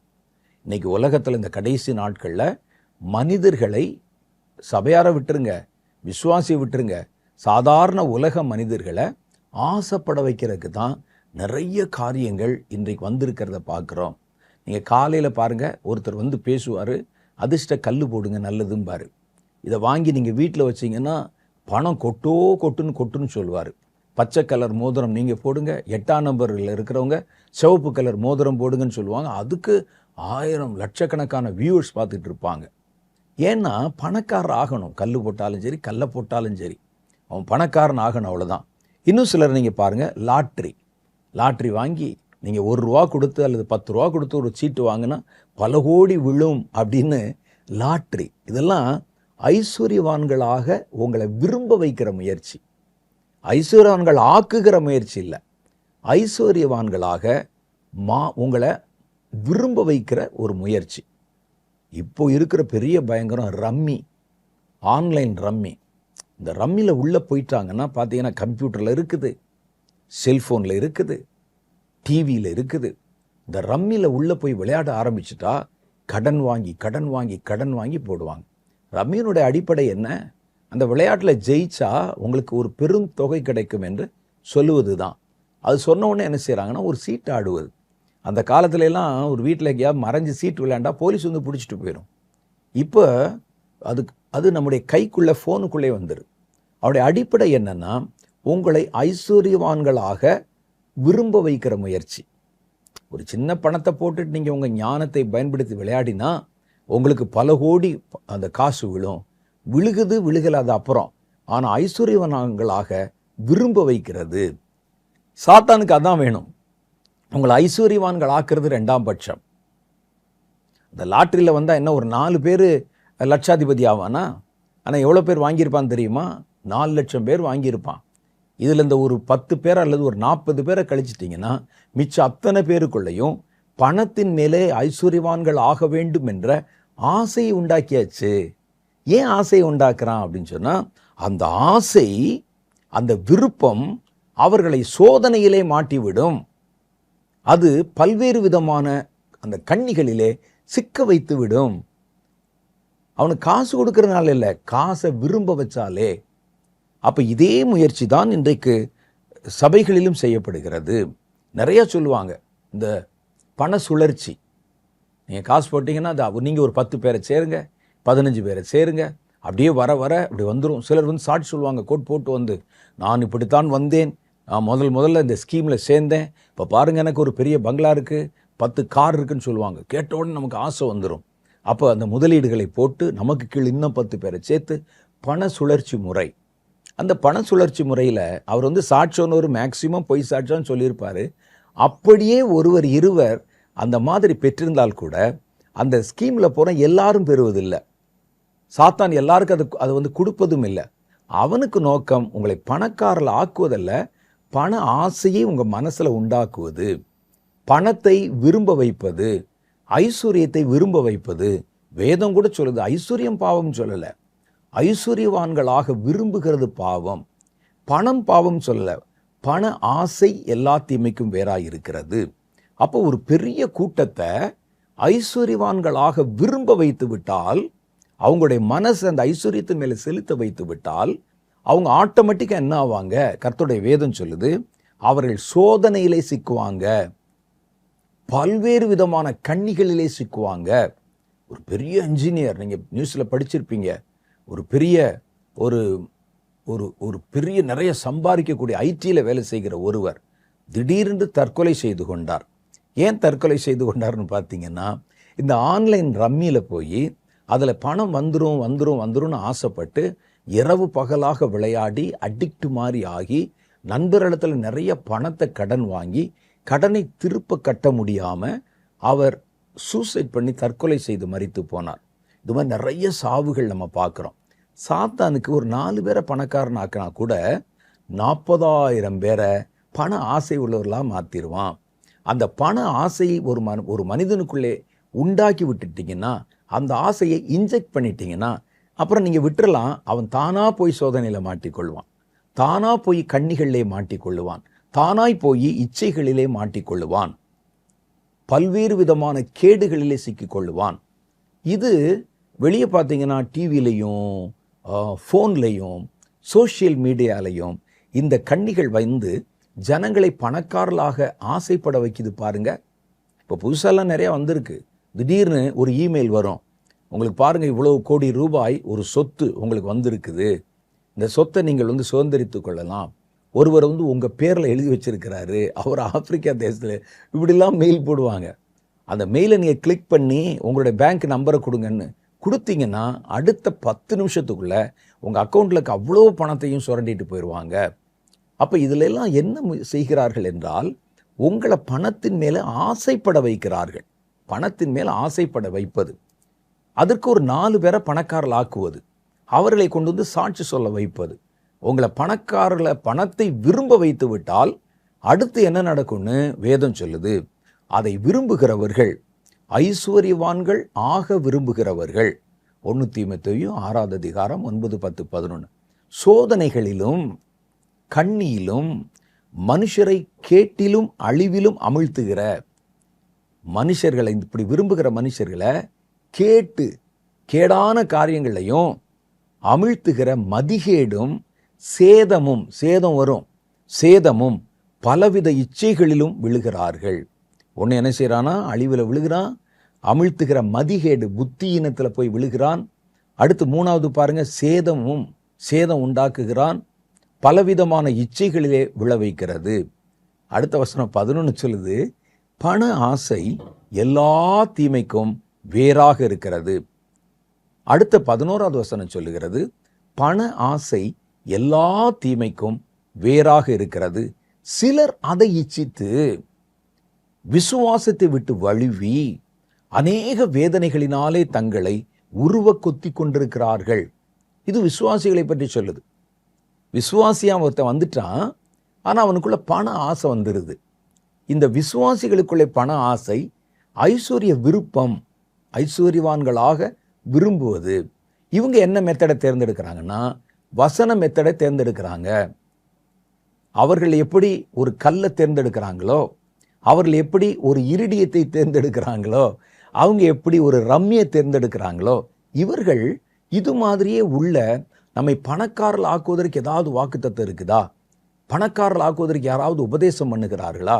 நம்மை பணக்காரர்கள் ஆக்குவதற்கு ஏதாவது சபைகள் ஆலோசனை சொல்லுகிறதா? எந்த ஊழியக்காரன் என்னை ஐஸ்வர்யவானாக மாறுவதற்கு வசனத்திலிருந்து ஆலோசனை சொல்லுகிறான் என்று தேடுறாங்க. அப்போ வேதம் சொல்லுது, விசுவாசிகள் இப்படிப்பட்ட ஆசைக்கு இடம் கொடுத்தால் என்ன ஆகும்? பண ஆசை எல்லா தீமைக்கும் வேறாய் இருக்கிறது. பணம் இல்லை, பண ஆசை வந்துருச்சுன்னா அவன் எந்த தீமையும் செய்வதற்கு துணிகரம் கொண்டவனாக மாறிவிடுவான். சிலர் அதை இச்சித்து, அதை விரும்பி, நமக்கு பணம் கிடைக்கணும்னு விரும்பி, இது யாரை சொல்லுது பாருங்க? சபையில் இருக்கிற ஆளை சொல்லுது, கர்த்தருடைய ஜனத்தை சொல்லுது. விசுவாசத்தை விட்டு வழுவி, அப்போ முதல்ல விசுவாசத்தில் இருந்திருக்கிறான், அவன் விசுவாசி. ஆனால் விசுவாசத்தை விட்டு வழுவி அநேக வேதனைகளினாலே தங்களை உருவ குத்தி கொண்டிருக்கிறார்கள். அதனால ரொம்ப கவனமாக இருக்கணும். நான் ஏன் இதை அடிக்கடி என்னுடைய செய்திகளில் மென்ஷன் பண்ணுறேன் அப்படின்னு சொன்னால், இன்றைக்கு பிரபலமாக பல ஊழியங்கள், பலர் உங்களை ஐஸ்வர்யத்தை விரும்ப பண்ணுகிற, மயக்கம் தருகிற உபதேசத்தை பண்றாங்க. அது பார்த்தா உங்களுக்கு நல்லா தெரியும். உங்களுக்கு ஒருவேளை என் மேல கூட உங்களுக்கு கோபம் வரும். இவரும் சம்பாதிக்க மாட்டாரு, நம்மளையும் ஐஸ்வர்யவான்களாக இருக்க விட மாட்டாரு, இப்படியே பேசிட்டே இருப்பாங்க அப்படின்னு சொல்லி. ஆனால் உங்களுக்கு வெளி தோற்றத்துக்கு நல்லா இருக்கிற மாதிரி தெரியும். உங்களை ஐஸ்வர்யத்தை மாத்திரம் நான் விரும்ப வைத்து விட்டால் நீங்க அதை எப்படியாவது அடைய நாடுங்கள். அதுக்காக ஜெபம் பண்ணுங்க, அதுக்காக உபவாசம் பண்ணுங்க, அதற்கான வசனத்தை தேடுங்க, அதுக்காக கொண்டு வந்து காணிக்க கொடுங்க. நீங்க இவ்வளவு காணிக்க கொடுத்துட்டா கர்த்தர் அதை 10 திருப்பி தருவார். ஒரு பெரிய கம்பெனி வைத்திருக்கிறவர் அப்படித்தான் செய்தார். முதல்ல 1 பங்கு கொடுத்தார், 4 பங்கு கொடுத்தார். இது என்ன வட்டி கிடையா? சபை என்பது கிறிஸ்துவுக்கு ஒப்பான வளர்ச்சி உள்ள விசுவாசிகளை உருவாக்குவது. அது பேர் தான் சபை. நாங்கள் 10 பணக்காரர்களை உருவாக்குவதற்கு பேர் சபை இல்லை. அதே காரியத்தை தானே அவன் செய்கிறான். அந்த அந்த மணி சுழற்சி பண்ணுறாங்க பாருங்க, அந்த பணத்தை சுழற்சி பண்ணுறாங்கல்ல, அவங்க சில கேம்பெயின்லாம் நடத்துவாங்க. நீங்கள் பார்த்துருக்கலாம். ஒரு பெரிய ஸ்டார் ஹோட்டலில் பிடிச்சிக்கிருவாங்க. அதில் நம்ம 500 ரூபா பணம் கட்டினோடனே எல்லாரையும் வாங்கன்னு கூப்பிட்டு ஒரு கன்வென்ஷன் மாதிரியே நடத்துவான். அதில் சிலர் சாட்சி சொல்லுவாங்க, நான் இந்த ஸ்கீமில் நான் சேர்ந்தேன், அதில் சேர்ந்த போது எனக்கு இதெல்லாம் கிடைச்சது அப்படின்னு 4 பேர் கோட்டு டை போட்டு சாட்சி சொல்லுவான். அவர்கள் அப்படி தான் சொல்லி நம்முடைய மனதை கவர்ந்து உங்களை ஐஸ்வர்யத்தின் மேலே ஆர்வம் கொள்ள வைக்கிறார்கள், அதை விரும்ப வைக்கிறார்கள். அதே தான் இப்போ இங்கே நடந்து கொண்டிருக்கிறது. அதே தான் நடந்து கொண்டிருக்கிறது. அப்போ அவன் நான் உங்களை ஐஸ்வர்யவான்களாக்க போறேன்னு சொல்றானே, ஐஸ்வர்யத்தை விரும்ப சொல்றானே, அதே காரியத்தை தான் இங்கே வேற வெர்ஷன்ல சபைக்குள்ளே சொல்றாங்க. அப்போ 2 பேருமே உங்களை ஐஸ்வர்யவான்கள் ஆக்கத்தான் முயற்சி பண்ணுகிறார்கள் ஒழிய கர்த்தருடைய ஜனமாய் மாற்ற முயற்சி பண்ணல. கிறிஸ்துவனுடைய நிறைவான வளர்ச்சிக்கு ஏற்ற வளர்ச்சியை அடைந்து கிறிஸ்துவின் சாயலை தரித்து கொள்ளுகிற ஒரு அனுபவத்தை உங்களுக்கு தர முயற்சிக்கவில்லை. அதான உண்மை. அப்ப நீங்க பணக்காரர்களாயிட்டா கிறிஸ்துவனுடைய சாயல் உங்களுக்கு வந்துருமா? யோசிச்சு பாருங்க. உலகத்தில் இருக்கிற பணக்காரர்கள் எல்லாம் கிறிஸ்துவின் சாயலை கொண்டிருக்கிறவங்களா? அப்ப ஏன் அதுக்கு நோக்கி நீங்க வற்புறுத்துறீங்க? ஏன் அதை நம்ப சொல்றீங்க? அப்ப பணம் வந்து விட்டால் நீங்கள் பரலோகத்துக்குள்ள போயிட முடியுமா? பணம் வந்து விட்டால் உலகத்தில் எங்க வேணாலும் போகலாம். சில இடத்துல சாதிக்க முடியாத இடத்துலலாம் பணம் போய் சாதிக்கும். ஆனால் பணம் பரலோகத்துக்குள்ளே பாயாது. தமிழ்ல பழமொழி சொல்லுவாங்க, ஈட்டி எட்டுன மட்டும் பாயும், பணம் பாதாளம் மட்டும் பாயும். பணம் பாதாளத்துக்குள்ள தான் பாயும், பரலோகத்துக்குள்ள பாயாது. அப்ப கர்த்தருடைய வேதம் சொல்லுது, இந்த ஆசை, இந்த இச்சை என்பது வெளியே பார்த்தீங்கன்னா தெரியவே தெரியாது. வெளியே தெரியாம இருக்கணும், ஆனா உங்களை மாட்டி விடணும். அது பேர் தானே கண்ணி. வெளியே தெரிஞ்சிச்சுன்னா அதுக்கு பேர் கண்ணி இல்லையே. அப்ப என்ன செய்யும் அப்படின்னு சொன்னா, இது கண்ணுக்கு தெரியாது, இது நல்லதா கெட்டதானே உங்களுக்கு புரியாது. நல்லது தானே சொல்றாங்க. நாங்க நல்ல சட்டை உடுத்தினா என்ன, எங்க வீட்டில் 4 கார் இருந்தா என்ன, நல்லது தானே, அதுக்கு வேதத்துல வழி இருக்குதாமே, இதைத்தானே சொல்றாங்க அப்படின்னு நீங்க நம்புவீங்க. நீங்கள் அதை எதிர்பார்த்து இச்சிக்க ஆரம்பிக்கும் போது, இச்சிக்கிறத கூட விட்டுங்க, விரும்ப ஆரம்பிக்கும் போது, 1 தீமோத்தேயு 6:9 அதானே சொல்லுது, ஐஸ்வர்யவான் ஆக விரும்பும் போதே நீங்கள் கண்ணில போய் மாட்டிடுறீங்க. அப்ப இதை அவர்கள் வெளி உலகத்துல வேற மாதிரி செய்றாங்க. அதே காரியத்தை சபைக்குள்ள செய்றாங்க. சபைக்கு நோக்கம் அது அல்ல. உங்களை ஐஸ்வர்யவான்கள் ஆக்குவது நோக்கம் அல்ல. உங்களை தேவனுடைய பரிசுத்தவான்கள் ஆக்குவது, தேவனுடைய சீஷராக்குவது, தேவனுடைய சாயலை தரித்தவர்களாக மாற்றுவது, உங்களை கரை திரை பிழை இல்லாதவர்களாக மாற்றுவது, அதுதான் சபையினுடைய நோக்கம் என்று கர்த்தருடைய வேதம் சொல்லுகிறது. ஐஸ்வர்ய மயக்கமும், அதுக்கு அடுத்த அவர் 11வது வசனத்துல சொல்றாரு, நீயோ தேவனுடைய மனுஷனே. எங்க? 1 தீமோத்தேயுவின் புத்தகத்துல 6வது அதிகாரம் 11வது வசனம் வாசிக்கிறேன். நீயோ தேவனுடைய மனுஷனே, இவைகளை விட்டு ஓடி நீதியையும் தேவ பக்தியையும் விசுவாசத்தையும் அன்பையும் பொறுமையையும் சாந்த குணத்தையும் அடையும்படி நாடு. அப்பனா என்ன அர்த்தம்? ஐஸ்வர்யத்தை அடையும்படி நாடாதே. அதுக்கு பதிலா நீ நாட வேண்டிய தேவனுடைய மனிதன் நாட வேண்டியது என்னவென்றால், ஏன்னா நீ இதையும் தேடி அதையும் தேடுன்னு சொல்லல, இவைகளை விட்டு ஓடி. இப்படிதானே போட்டிருக்கு. என்ன தப்பா சொல்றேன்னா? இல்ல பாருங்க, நீ அதையும் தேடிக்கப்பா. அதே நேரத்தில் சத்தியத்தை தேடு, உண்மையை தேடு, நீதியை தேடு. கர்த்தரெல்லாம் ரெண்டையும் காம்ப்ரமைஸ் பண்ண சொல்லலை. இங்கே இவர் என்ன சொல்கிறாருன்னா, நீ தேவனுடைய மனுஷனாக இருந்தால், தேவனுடைய மனுஷனே நீ இவைகளை விட்டு ஓடி, இவைகளை விட்டுட்டு, இந்த ஆசைப்படுறதை விட்டுட்டு, உனக்கு என்ன தேவையோ அவர் தருவார். நீ நல்ல வசதியாக இருக்கணும்னு அவர் விரும்பினா தருவார். கர்த்தர் உனக்கு அதை என்ன வேண்டுமோ, உனக்கு எது தேவையோ அது கர்த்தருடைய கரத்திலிருந்து நமக்கு வரும். நீங்கள் அதை நாடணும், விரும்பணும், ஆசைப்படணும், அதை காலத்துக்கு முன்னாலே அதை முட்டி மோதி பெற வைக்கணும் அப்படின்னு நம்ம விரும்பும்போது தான் கண்ணியில் மாட்டிக்கொள்ளுகிறோம். அவர் சொல்கிறாரு, இந்த ஆசையை விட்டு ஓடி, இந்த விருப்பத்தை விட்டு ஓடி, நீதியையும், நீங்கள் தேட வேண்டியது என்ன? தேவனுடைய மனுஷர் தேவ பக்தியையும், விசுவாசத்தையும், அன்பையும், பொறுமையையும், சாந்த குணத்தையும் அடையும்படி நாடுங்கள். அப்போ வேதம் சொல்லுது, ஐஸ்வர்ய மயக்கமும் திரவிய சம்பன்னமும் நம்முடைய உண்மையான குறைகளை உணர ஒட்டாமல் செய்துவிடும். இந்த ஐஸ்வர்யத்தின் மேலே ஒரு மயக்கம் நமக்கு இருந்துச்சுன்னா, பணம் பணம் பணம்னு, ஒரு பெரிய ஐஸ்வர்யவான், ஒரு பிரபலமான ஒருவர், அவர் தன்னுடைய சுய சரிதத்தில் அல்லது ஏதோ ஒரு இதில் அவர் எழுதின ஒரு கட்டுரையிலே ஒரு பகுதியை நான் வாசித்தேன். அவர் சொல்கிறாரு, நான் பணத்தின் மேலே எனக்கு அவ்வளோ ஆசை, பணத்தை அப்படியே பிரிக்கும்போது அந்த ஒரு வாசனை வரும் பாருங்க, அந்த வாசனை அப்படியே என்னை மயக்கும். அதனால் என்னுடைய பெட்டில் பஞ்செல்லாம் எடுத்துட்டு, என்னுடைய பெட்டில் மெத்தையில் பணத்தை கட்டுக்கட்டாக வச்சு தச்சு அது மேலே படுக்கிறேன். பணத்தை கட்டுக்கட்டாக வச்சு மேலே படுத்து பாருங்கள், தூக்கம் வருமானு பார்க்கலாம். பஞ்சு இருந்தால் தான் தூக்கம் வரும். அது மேலே படுத்து நான் அப்படியே கையை காலை பரப்பி தூங்குவேன். அப்படி கோடி கணக்கில் எனக்கு பணம் வரும். அந்த பணத்தை அந்த இடத்து மூலெல்லாம் பரப்பி வச்சு ராத்திரிலாம் அது மேலே படுத்திருப்பேன் அப்படின்னு. பாருங்கள் இது எப்படி இருக்கிறது. அந்த பணத்தின் மேலே இருக்கிற மயக்கம். அந்த பணத்தை பயன்படுத்துகிறானா பயன்படுத்தலையா தெரியாது. ஒருவர் எவ்வளோதான் பயன்படுத்திட முடியும்.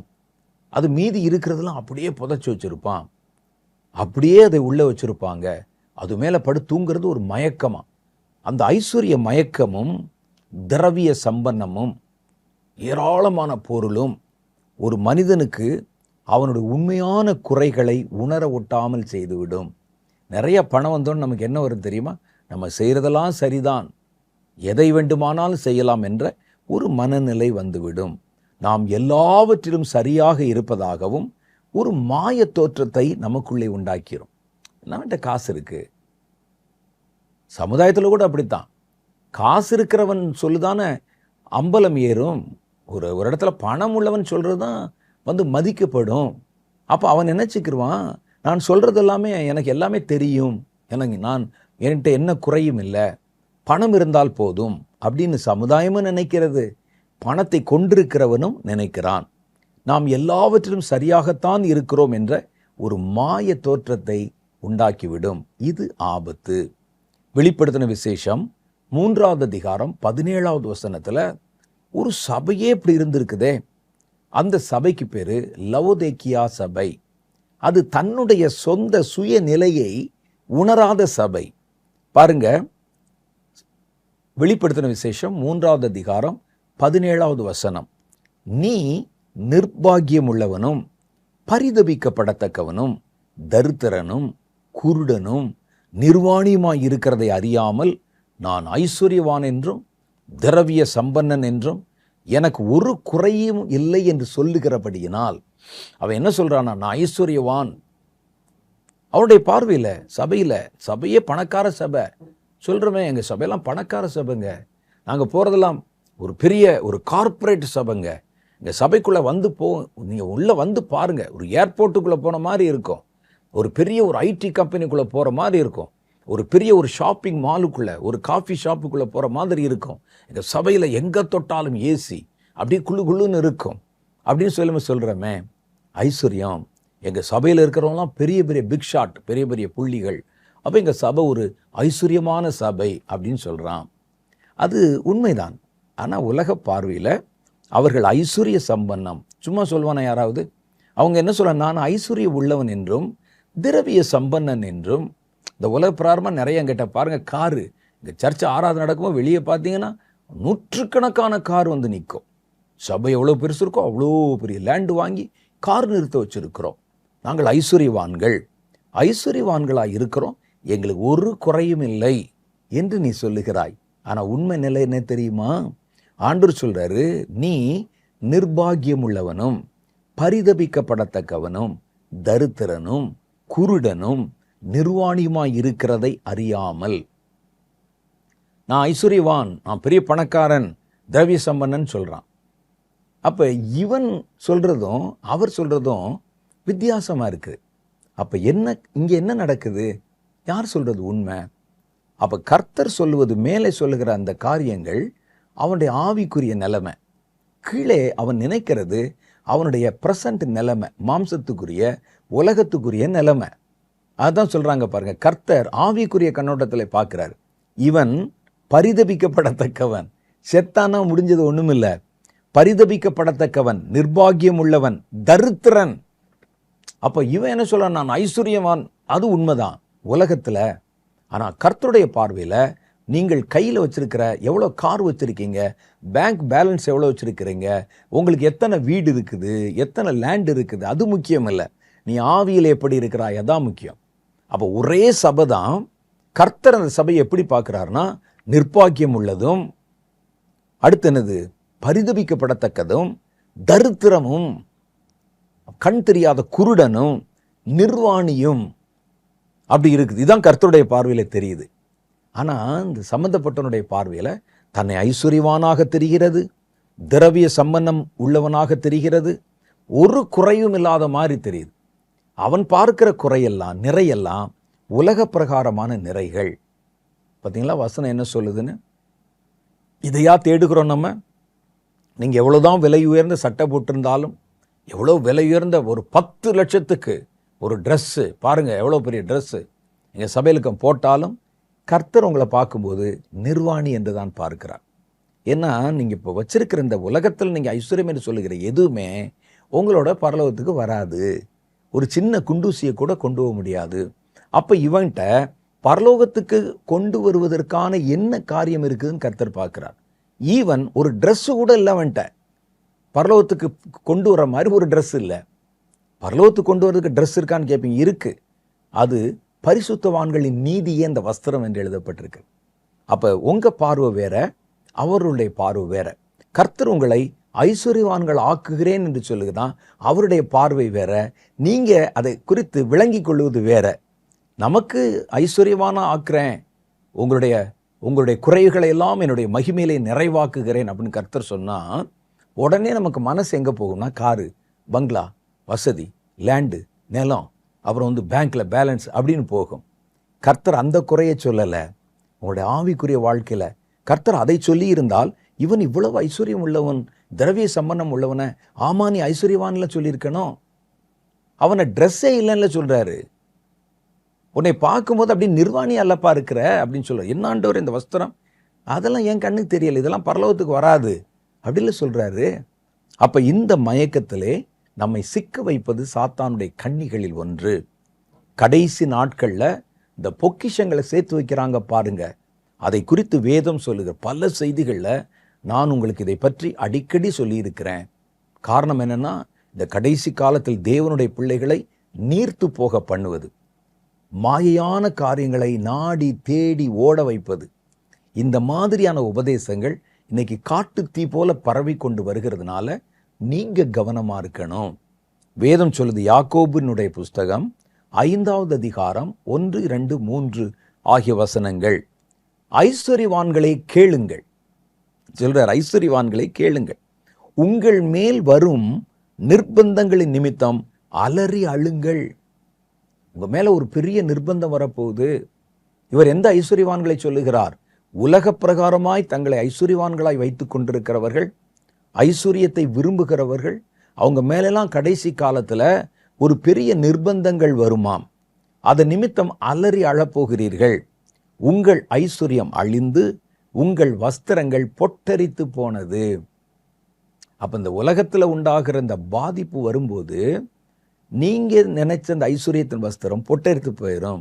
கர்த்தர் சொல்லுகிற வஸ்திரம் இருக்கு பாருங்க, அது எந்த சூழ்நிலையிலும் அது அழிந்து போகாது. உங்கள் ஐஸ்வர்யம் அழிந்து உங்கள் வஸ்திரங்கள் பொட்டரித்து போயின. உங்கள் பொன்னும் வெள்ளியும் துருப்பிடித்து அவைகளில் உள்ள துரு உங்களுக்கு விரோதமாக சாட்சியாக இருந்து அக்னியை போல உங்கள் மாம்சத்தை தின்னும். கடைசி நாட்களில் பொக்கிஷங்களை சேர்த்தீர்களே. யாரை சொல்றாரு அப்போ?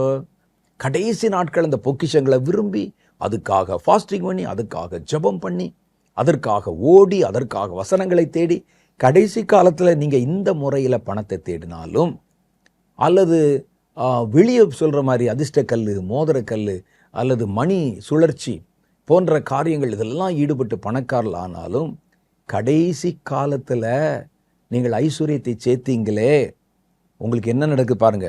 கடைசி நாட்களில் பொக்கிஷங்களை சேர்த்தீர்களே. அப்போ பொக்கிஷங்களை சேர்த்த கடைசி நாட்களில் இவ்வளோ பயங்கரம் வரும் சொல்லும்போது கர்த்தர் கடைசி நாட்களில் வாழ்கிற உங்களை ஐஸ்வர்யவான்களாக விரும்புங்கள் என்று சொல்லுவாரா? நானே சொன்னாலும் கர்த்தர் சொல்கிறதான நிஜம். ஒரு ஊழியக்காரன் சொல்லலாம், கோட் சூட் போட்டு பேசலாம், கர்த்தர் சொல்கிறதான நிஜம். அப்போ ரொம்ப கவனமாக நீங்கள் இருக்கணும். ஒருவேளை நாம் ஐஸ்வர்யவான்களாக இருந்தாலும் அந்த ஐஸ்வர்யத்தின் மேல் நம்பிக்கை வைக்க வேண்டாம். அதுக்காக நம்மகிட்ட இயற்கையாக கொஞ்சம் பணம் இருக்குது அப்படின்னு சொன்னால் அது மேல் நம்பிக்கை வைக்காதீங்க. உங்கள் நம்பிக்கை கர்த்தர் மேலே இருக்கணும். அதைத்தான் கர்த்தருடைய வேதம் சொல்லுகிறது. அடுத்து, வேதம் சொல்லும் ஐஸ்வர்யம் என்பது வித்தியாசமானது. இதை நம்ம தெளிவாக வெளிப்படுத்தும் விசேஷத்திலே படிச்சிட்டோம். மனிதர்கள் நீங்கள் நினைக்கிற ஐஸ்வர்யம் என்பது வித்தியாசமானது. இரண்டாவது பெரிய கண்ணி என்னன்னா, காலத்தை விரயம் பண்ண வைப்பது. கடைசி காலங்களில் இன்னைக்கு இருக்கிற ஒரு பெரிய பிரச்சனை, மனிதர்களுக்கு இருக்கிற பெரிய பிரச்சனை டைமே இருக்கிறது இல்லை. அதை தேவனுக்கு அடுத்த காரியத்தில் செலவழிக்கிறான்னு பார்த்தா அப்படி இல்லை. வீணான காரியங்கள், பொழுதுபோக்குகள், இவைகளில் செலவழிக்கிற மாதிரி இந்த கடைசி நாட்களில் ஜனங்களை காலத்தை விரயம் பண்ண வைப்பது, அது ஒரு கண்ணி. இந்த காலத்தினுடைய கடைசி காலத்தின் பிரதான செய்தியே, கடைசி காலத்தை குறித்து ஆண்டவர் சொல்றதே, இனி காலம் செல்லாது. இனி காலம் செல்லாதுன்னா அதை சிம்பிளா எப்படி சொல்லலாம்? இனி நேரம் இல்லை, டைம் இல்லை, இருக்கிறது கொஞ்ச காலம்தான் என்பதுதான் அதனுடைய அர்த்தம். அப்போ இந்த கொஞ்ச காலத்தையும் உங்கள் கையிலிருந்து தட்டி பறித்து அந்த காலத்தை ஆக்கிரமித்து கொள்வது தான் சாத்தானுடைய ஒரு பெரிய தந்திரம். வெளிப்படுத்தின விசேஷம் 10வது அதிகாரம் 1-7 வரைக்கும் உண்டான வசனங்களில் நீங்கள் படித்து பார்த்தீங்கன்னா, இனி காலம் செல்லாது என்கிற வார்த்தையில் தான் அந்த பகுதி ஆரம்பிக்கிறது. ஒரு பெரிய தூதன் இறங்கி வந்து பூமிக்கு ஒரு செய்தி சொல்லுகிறான். அந்த செய்தி ஒரே வார்த்தை தான், இனி காலம் செல்லாது. அதுதான் அந்த பகுதி சொல்லுது. அப்போ அந்த செய்தியில் ஏதோ ஒரு பெரிய முக்கியமான அர்த்தம், காரியங்கள் இருக்கணும். அதனால்தான் இதை சொல்லுவதற்கு ஒரு தேவதூதனை இறங்கி வந்தான். ஒரு தேவதூதன்கிட்ட கர்த்தர் சொல்லி இதை போய் சொல்லிட்டு வா அப்படின்னு பர்பஸாக அனுப்பியிருக்கிறாருன்னா அது நிச்சயம் ஒரு மிக முக்கியமான செய்தியாக இருக்கும். காலம் சமீபமாக இருக்கும் இந்த சமயத்தில் நம்ம செய்ய வேண்டிய பிரதானமான வேலை, இனி வரப்போகிற காரியங்களை குறித்த கர்த்தருடைய காரியங்களை கவனிக்கவும் அதன்படி நிறைவேற்றவும் பிரயாசப்படணும். அதை விட்டுட்டு தேவையற்ற காரியங்களில் நேரத்தை செலவழிக்கும்படிக்கு சாத்தான் இன்னைக்கு நிறைய கண்ணிகளை வச்சிருக்கிறான். ஒரு விஞ்ஞானபூர்வமாக கண்டுபிடிக்கப்பட்டவைகள், ஒரு தொலை தொடர்பின் மூலம் கண்டுபிடிக்கப்பட்டவைகள், ஒரு கம்ப்யூட்டர், ஒரு ஃபோனு, எல்லாவற்றையும் நீங்கள் பாருங்களேன். உங்கள் நேரத்தை திருடுகிற பொருள்கள் தான் உங்களை சுற்றி நிறையா இருக்குது. உங்கள் நேரத்தை திருடுகிற பொருள்கள் தான் நிறையா இருக்கும். நீங்கள் நல்லா கவனித்து பாருங்கள். நீங்கள் கையில் வச்சுருக்கிற ஃபோன் அலெக்சாண்டர் கிரஹாம்பெல் கண்டுபிடித்த போது எதற்கு கண்டுபிடிச்சாரு? மனிதர்கள் ஒருவரோடு ஒருவர் பேசிக்கொள்வதற்கு. தொலை இடத்துல இருக்கிறவங்களுக்கு இன்றைக்கி ஃபோன் பேச மாத்திரமா பயன்படுது. பார்க்குறோம், அதில் பாட்டு கேட்குறோம், திரைப்படம் பார்க்குறோம், சோஷியல் மீடியாலெல்லாம் உள்ளே போகிறோம், நிறைய நேரம். அப்போ இதெல்லாவற்றையும் உங்களை சுற்றி இருக்கிற பொருள்களை எது உங்கள் நேரத்தை குறி வைக்கிற கண்ணின்னு நீங்கள் கொஞ்சம் யோசிச்சு பாருங்களேன். பயன்படுத்தக்கூடாதுன்னு சொல்லலை, அதை எவ்வளோ தூரம் கட்டுப்பாடாக பயன்படுத்தணும் அது உங்களுக்கு தெரியலைன்னா நீங்கள் பயன்படுத்தாதீங்க. ஏன்னா இப்போ உள்ள காலத்தில் இதெல்லாம் பயன்படுத்தாமல் நம்ம இருக்க முடியாது. நான் செல்ஃபோன் பயன்படுத்துகிறேன், ஆனால் இருக்கிறதுலையே மிக குறைவாய் ஃபோன் பயன்படுத்துகிற ஆள் யாருன்னா நான் தான். என் ஃபோன் ஒரு நாளைக்கு 1 மணி நேரம், அரை மணி நேரம் அது துடிப்புடன் இருந்தாலே பெரிய விஷயம். நீங்கள் எப்போ அடித்து பார்த்தீங்கன்னாலும் அது ஆஃபில் தான் இருக்கும். நான் ஜெபம் பண்ண போயிடுவேன், என் ஃபோன் அப்படியே ஆஃப் பண்ணி வச்சுட்டு போயிடுவேன். அல்லது கர்த்தருடைய வேதத்தை வாசி உட்கார்ந்துருவேன். முதல்ல ஃபோனை ஆஃப் பண்ணிடுவேன், ஆஃப் பண்ணிவிட்டு உட்கார்ந்துருப்பேன். அல்லது தேவன் சொன்ன தீர்க்க தரிசனங்களை குறித்து ஆராய்ந்து கொண்டிருப்பேன், ஃபோனை ஆஃப் பண்ணிடுவேன். அப்போ இருக்கிறதுல ரொம்ப குறைவாக அதை பயன்படுத்துகிறது நான் தான். சிலர் பார்த்தீங்கன்னா எப்பவும் அப்படியே பக்கத்திலே வச்சுருப்பாங்க, தலாணி பக்கத்திலே ராத்திரி தூங்கும் போதெல்லாம் வச்சுருப்பாங்க. அந்த ஃபோன் என்பது உண்மையிலே மனிதரோட பேச மாத்திரமல்ல, அது பல்வேறு காரியங்களுக்கு பயன்படுகிறது. நான் ரொம்ப சுலபமாக சொல்கிறேன் பாருங்கள். உங்கள் வீட்டில் இருக்கிற பொருள்களை எல்லாம் கொஞ்சம் அப்படி கண்ணுக்கு முன்னால் கொண்டு வாங்க. எது எதெல்லாம் உங்களுடைய டயத்தை சாப்பிடுதுன்னு பாருங்கள். எதெல்லாம் உங்களை நேரம் இல்லாமல் ஆக்குது. லேசாக ஒரு 5 நிமிஷம் பார்க்குறோன்னு உள்ளே போயிட்டு 5 மணி நேரம் ஆனால் கூட அதிலிருந்து கண்ணை எடுப்பதற்கு மனசே வராது. அந்த அளவிற்கு அதில் அவ்வளவு என்டர்டைன்மெண்ட். அதில் ஏதாவது பிரயோஜனமான காரியம் இருக்குதான்னு பாருங்களேன். அதில் இருக்கிறதுல நிறையா ஒரு களியாட்டு காரியங்கள், பொழுதுபோக்கு அம்சங்கள், விளையாட்டு போன்ற காரியங்கள், நான் சொன்ன மாதிரி ஏற்கனவே சொன்ன மாதிரி மதி மயக்குகிற காரியங்கள், இதில் தான் இன்றைக்கி சமுதாயம் முழுவதும் ஓடிக்கொண்டிருக்கிறது.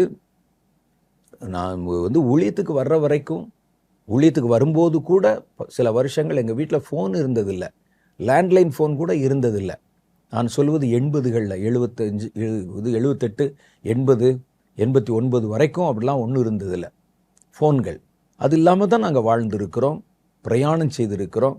இப்போ நான் பார்க்குறேன், இப்போ இருக்கிற சமுதாயத்தில் ஒரு ஃபோனை ஒரு நேரம் மறந்து வீட்டில் வச்சுட்டு வந்துட்டா அவர்கள் துடிக்கிற துடிப்பை பார்த்தீங்கன்னா, அது இல்லாவிட்டால் வாழவே முடியாமல் கையெல்லாம் நடுங்கிடுது. ஐயோ ஃபோனை வச்சுட்டேனே, என்ன ஆகும் என்ன ஆகும் என்ன ஆகும் சொல்லி கையெல்லாம் நடுங்குகிறது. அந்த காலத்தில் மந்திரவாதிகள் கதையில் சொல்லுவாங்க, அந்த மந்திரவாதியினுடைய உயிர் அந்த கிளிக்குள்ளே இருக்குன்னு. இன்றைக்கி நிறைய பேருடைய உயிர் அந்த ஃபோனுக்குள்ளே தான் இருக்கிறது. ஃபோனை பிடிச்சி நசுக்கிட்டிங்கன்னா முடிஞ்சது, செத்துருவான் போல். அந்த அளவுக்கு மூச்சு திணறுது, வேர்க்குது, பதறாங்க, எப்படி போகிறது அப்படின்னு சொல்லி. ஒருவேளை காரில் இருந்தால் திருப்பிட்டு போயிடுறாங்க. விமானத்தில் ஏறிட்டு பையை திறந்து பார்த்தா உள்ளே ஃபோனை காணோம், வீட்டில் வச்சது ஞாபகம் வருது. அவ்வளோதான், உனக்கு வாழ்க்கையே வெறுத்துருது.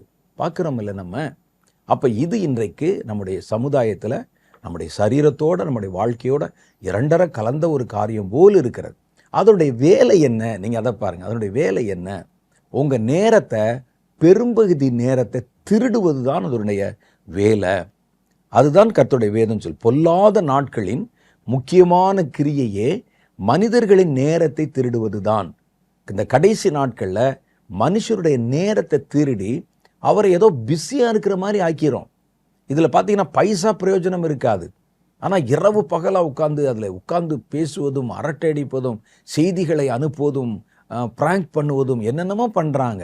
அதற்கெல்லாம் அவ்வளோ நேரத்தை சொல்லி மிட்நைட் வரைக்கும் உட்கார்ந்துருக்கிறாங்க. சிலர் விடிகாலை வரைக்கும் கூட உட்கார்ந்துருக்கிறாங்க. அதில் நேரத்தை செலவழிக்கிறவங்க இருக்கிறாங்க.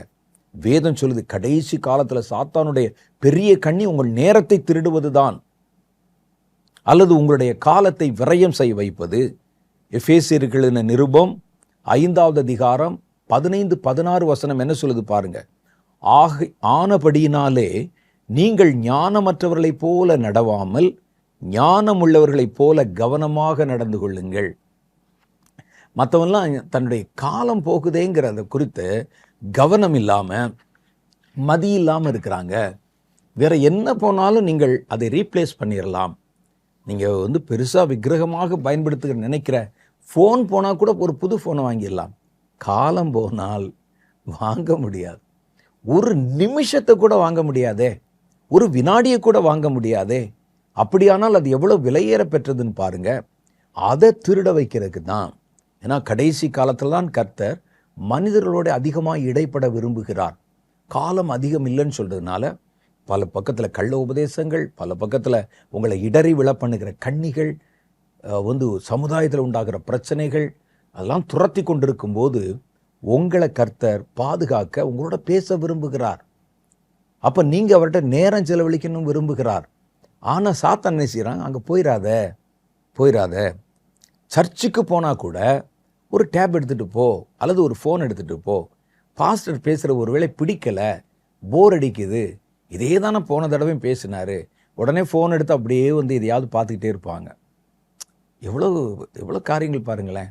தன்னுடைய நேரத்தை திருடுகிறது. அதில் அவர் சொல்றார் 16வது வசனத்தில், நாட்கள் பொல்லாதவைகள் ஆனதினால் காலத்தை பிரயோஜனப்படுத்தி கொள்ளுங்கள். இந்த பொல்லாத நாட்களுடைய கிரி என்னன்னா, உங்கள் காலத்தை திருடுவது தான். அப்போ அந்த காலத்தை கண்ணும் கருத்துமாக நீங்கள் பாதுகாத்து கொள்ளுங்கள். அப்போ காலத்தை பிரயோஜனப்படுத்தும் விசுவாசிகள் எப்படி நடக்கணும்? ஒரு விசுவாசி எப்படி நடக்கணும்? ரோமருடைய புஸ்தகம் 13வது அதிகாரம் 11, 14. நான் இவைகளை சொல்லுகிறதுனால நீங்கள் இதை பயன்படுத்தக்கூடாதுன்னு சொல்லலை. எந்த பொருளை பயன்படுத்தினாலும் அளவோடு ஞானத்தோடு பயன்படுத்தணும். எது ஒன்றும் மிகுந்து போகாதபடிக்கு மிகையாகாமல் பயன்படுத்தணும். எது ஒன்றும் மிகுந்து மிகையானால் அதுக்கு பேர் விக்கிரகம்.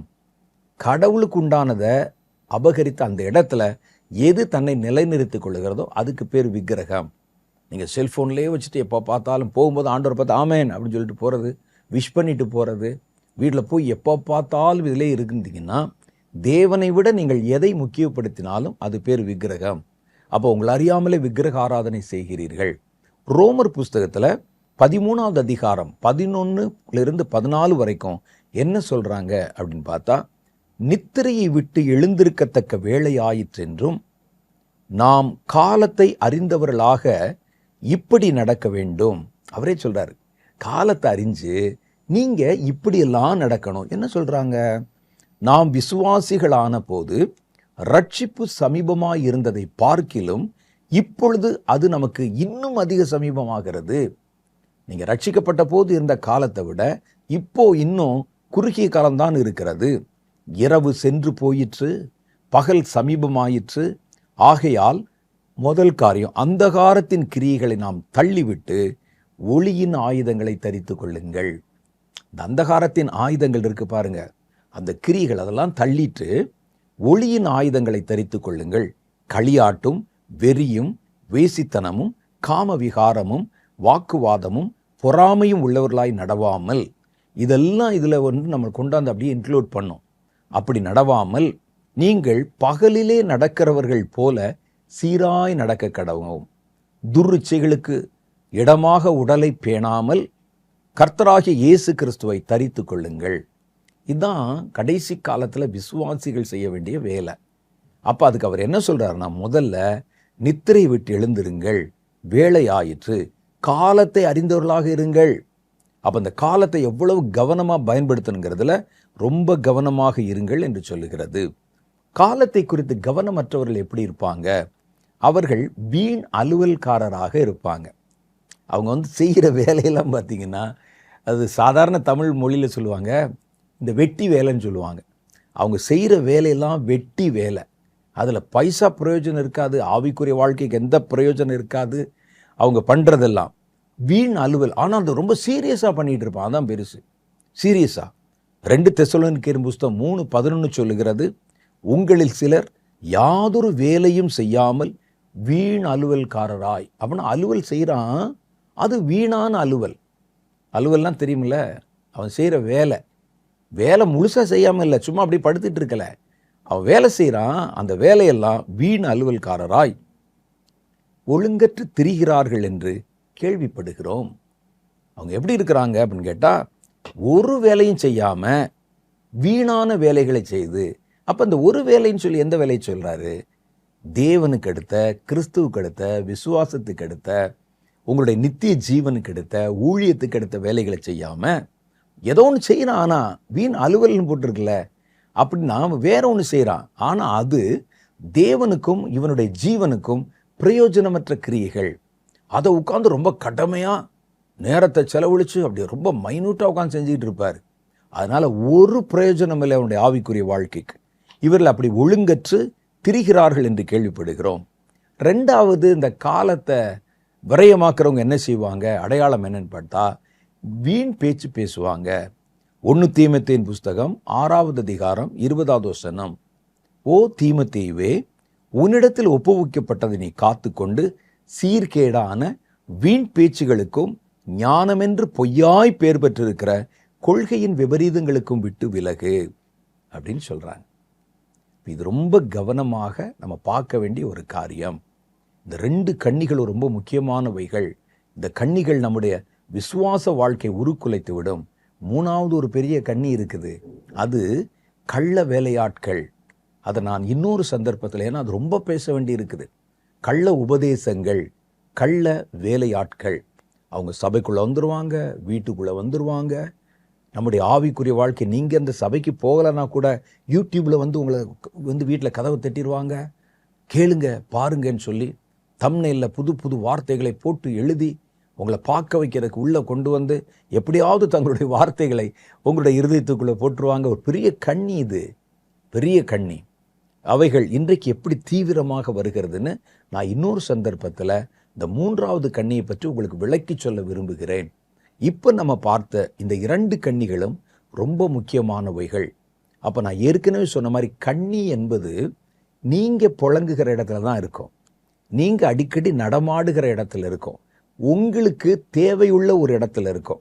இந்த குருவிகளுக்கு கண்ணி வைக்கிறவங்க, குருவி ஆகாரத்தை தேடுகிற இடத்துல தான் கண்ணி வைப்பான். அது அடிக்கடி அங்கே வரும். அங்கே ஏதோ வந்து சில அந்த விதைகள் உதிர்ந்து கிடக்கும், தானியங்கள் உதிர்ந்து கிடக்கும். அப்போ எந்த இடத்துக்கு அது வரும் அப்படின்னு பார்க்குறான். அந்த இடத்துல தான் கண்ணி வைப்பார்கள். அதை நம்ம புரிஞ்சுக்கிறணும். அப்போ உங்களுக்கு பரிச்சயமான இடங்களில் இந்த கண்ணிகள் இருக்கான்னு பாருங்க. உங்களை ஐஸ்வர்யவான்கள் ஆக்க முயற்சி பண்ணுகிறவர்கள், நீங்கள் போகிற சபையில் இருக்கலாம், நீங்கள் கேட்கிற செய்தியில் இருக்கலாம், உங்களுடைய விசுவாசத்தை, கர்த்தர் மேல் இருக்கிற விசுவாசத்தை ஐஸ்வர்யத்தின் மேலே திருப்பலாம். நம்முடைய ஆசை விருப்பமெல்லாம் கர்த்தர் மேலே இருக்கணும். அதை விட்டு உங்களை ஐஸ்வர்யத்தின் மேலே திருப்பலாம். அது எந்த கண்ணியாக இருந்தாலும் சரி, உங்கள் பாதையில் தான் இருக்கும், நீங்கள் போகிற இடத்துல தான் இருக்கும், நீங்கள் நடமாடுற இடத்துல தான் சாத்தான் அந்த கண்ணியை வைப்பான். இரண்டாவது, அந்த கண்ணிகள் கண்ணுக்கு தட்டுப்படாது. எப்போ தட்டுப்படும் தெரியுமா? அது நம்ம காலை இருக்கிற பிறகுதான் அது தெரியும் நமக்கு. பறவைக்கு அது வரைக்கும் தெரியாது. எப்போ தெரியும் அதுக்கு? தன் காலை பிடிச்சி இழுத்துரும். இப்போ பறக்க நினைச்சா அந்த கண்ணி அவர்களுக்கு இடம் கொடுக்காது, போக முடியாது. அந்த கண்ணியை நீங்கள் அறுக்க முடியாது. அப்போ வேதம் சொல்லுது, கண்ணி பிடிச்சிரும். அந்த நேரத்தில் நீங்கள் கர்த்தரை நோக்கி பார்க்கும் பொழுது அந்த கண்ணி தெரித்தது, நாமோ தப்பினோம் என்கிறார். சங்கீதத்தில் என்ன சொல்ல? கண்ணி தெரித்தது, நாமோ தப்பினோம். ஒருவேளை மாட்டிட்டீங்க, தெரியாம இப்போ சிக்கிட்டீங்க, அதை விட்டு வர முடியல. இப்போ நம்ம கர்த்தரை நோக்கி பாருங்கள், அந்த கண்ணி தெரிக்கும். அது முழுசா உங்களோட ஜீவனை அபகரிக்கிறதுக்கு முன்னால, அந்த ஜீவனுக்கு உலை வைப்பதற்கு முன்னால கண்ணில கால் வச்சிட்டீங்கன்னு தெரிஞ்சா கர்த்தரை நோக்கி பாருங்கள். கண்ணி தெரித்தது, நாமோ தப்பினோம் என்று கர்த்தருடைய வேதம் சொல்லுது. இது கண்ணில மாட்டவங்களுக்கு. மாட்டாமல் இருக்கிறவங்க என்ன செய்யணும்னா, நீங்கள் நடமாடுகிற பாதையில் கண்ணும் கருத்துமா இருங்க. நீங்கள் கேட்கிற செய்தியில் கண்ணும் கருத்துமாக இருங்க.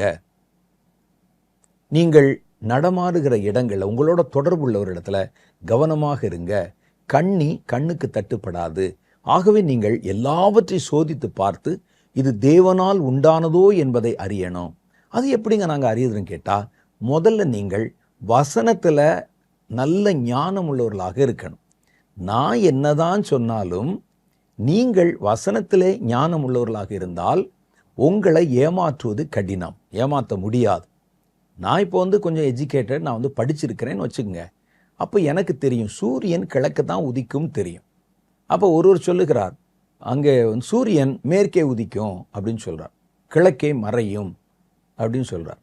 அப்போ நான் என்ன செய்வேன், நீங்கள் என்னதான் அடித்து சொன்னாலும் பாருங்களேன், இந்த இப்போ காலையில் வந்து சூரியன் ஊச்சிருக்கா, அந்த திசைக்கு பேர் தான் மேற்கு அப்படின்னு சொல்லலாம். இல்லைங்க கிழக்கு, ஏன் அதை மேற்குன்னு சொன்னால் என்ன சொல்லலாம், நல்லா தானே பேசுகிறாரு அப்படின்னு நினச்சி நீங்கள் என்னதான் குட்டிக்கரணம் அடித்தாலும் நான் அதை நம்ப மாட்டேன். தண்ணீர் மேலேருந்து கீழே வரும், கீழே இருந்தது மேலே போகுது அப்படின்னு சொன்னால் நம்ப மாட்டேன். அப்போ ஏன் அப்படின்னு சொன்னால், எனக்கு ஒரு பொது அறிவு இருக்குது, அது அப்படி போகாது. காலங்காலமாக சூரியன் எந்த திசையில் உதிக்குதோ அதுதான் கிழக்கு, அது மாறாது. அதுக்கு பேர் யூனிவர்சல் ட்ரூத் என்பது, அது மாறாது. அப்போ ஒருத்தன் சொன்னால் நான் எப்படி நம்ப மாட்டேனோ, அது மாதிரி எனக்கு ஒரு அடிப்படை அறிவு வேணும். அது வேதத்தினால் உண்டாகிற அறிவு.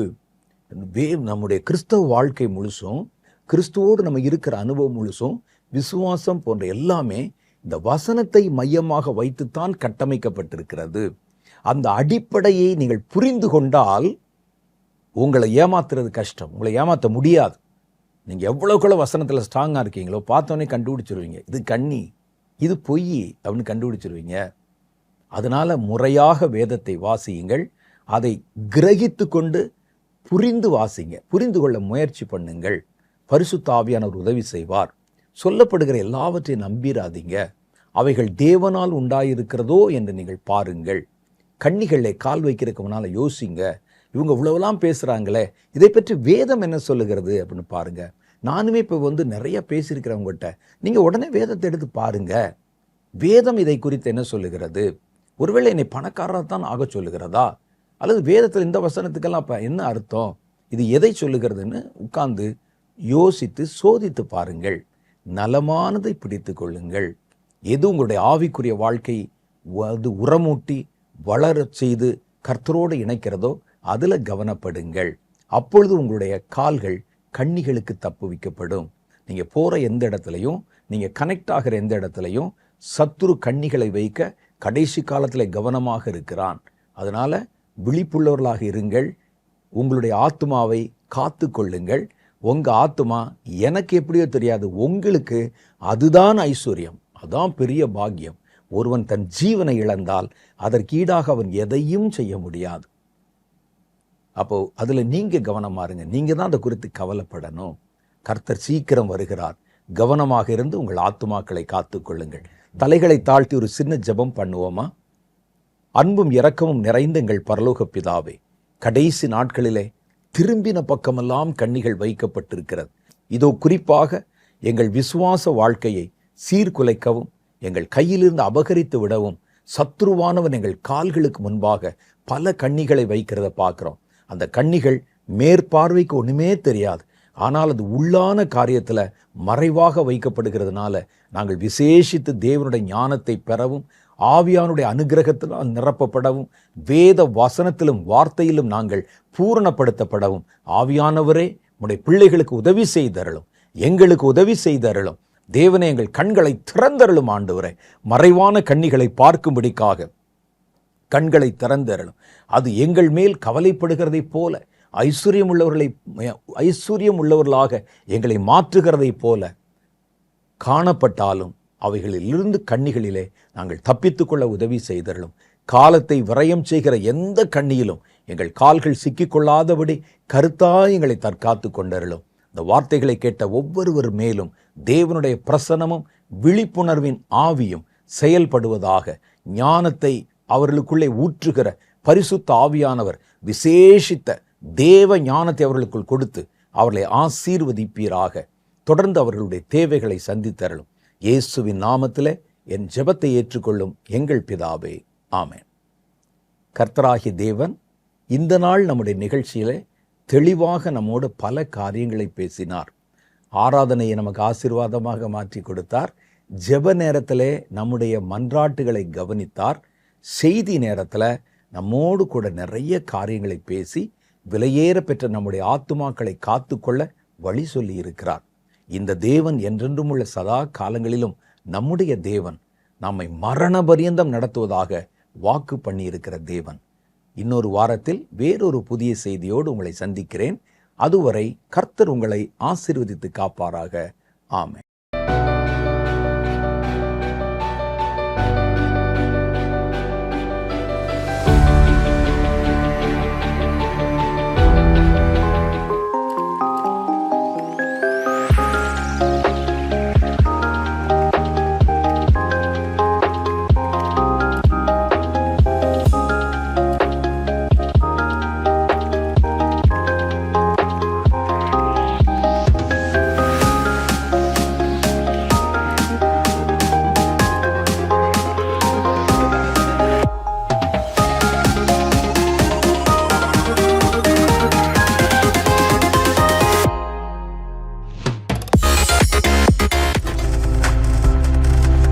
நீங்கள் பார்த்துக் கொண்டிருப்பது உங்கள் ஜாய் டிவி. உங்கள் துக்கம் சந்தோஷமாய் மாறும்.